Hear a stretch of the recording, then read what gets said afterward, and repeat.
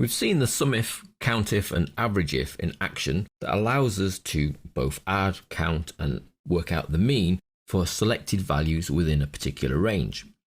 Where we can take that functionality one step further is to allow the multiple use of criteria, both in the COUNTIF, the SUMIF and the AVERAGEIF, that will allow us to populate a table like this that we have in our fruit data underscore multiple criteria, where we can ask it to count how many banana sales in January. So instead of counting in one table the banana sales and another table count the January sales, we can count both things at the same time. We're effectively checking for bananas in January, apples in January, pears in May, to fill out this whole table of data. In order to use multiple criteria in a COUNTIF function, we actually have to use a slightly different function, which is equals COUNTIF, but then with an S on the end. S. So you're counting multiple criteria. Open brackets. Our criteria range, well, let's check for the months first. So that's month. And the criteria is January, comma. Then we can add in our second criteria range, which is the fruit. And that's going to check for banana, close brackets. Now you could add a third, a fourth and a fifth criteria if you wanted to, if you could make the table make sense in the presentation of the data. But this will now check for F3, which is January in the blue range, and G2, which is banana, in the purple range, which is our fruit. And we can see that when we press return, that pulls back the value 5. So there are 5 banana sales in January.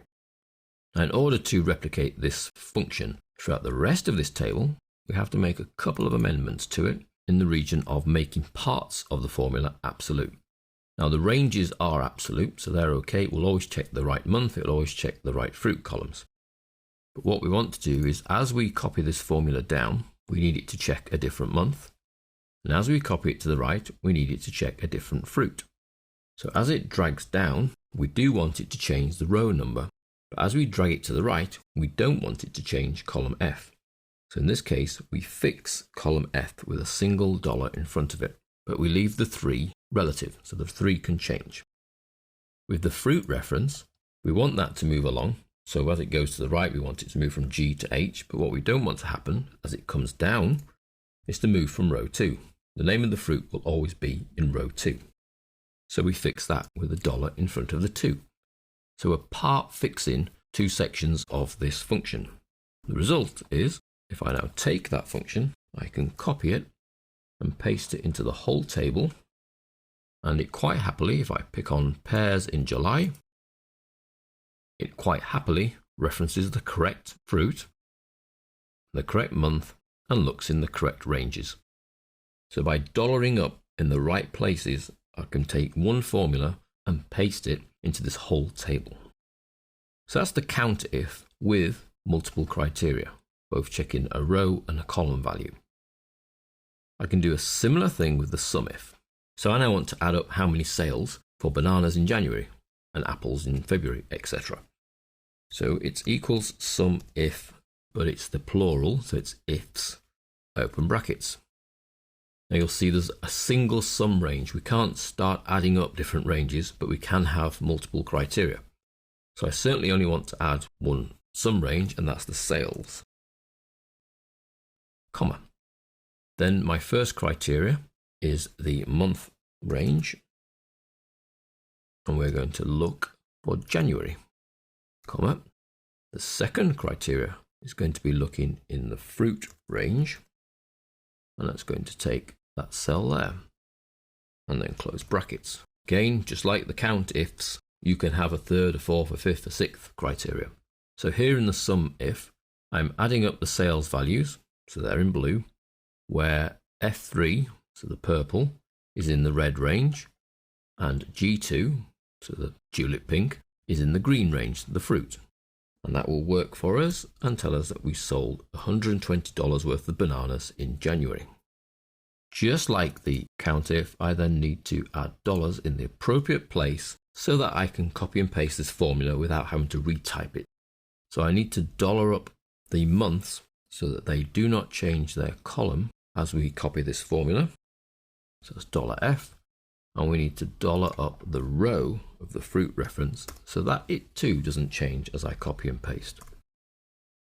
So we can then copy that formula, highlight all of the cells we want to paste into, and paste. And we can see the total dollar value for each fruit in each month. Again, a quick double check of a couple of them. This one here is selecting strawberries in September, and that's correct. And this one here is apples in November. So we know that the function is working and that we've dollared in the right places so that when we paste, it still continues to work in the right cells. Now the last sheet, the average if, is very similar to the SUMIF.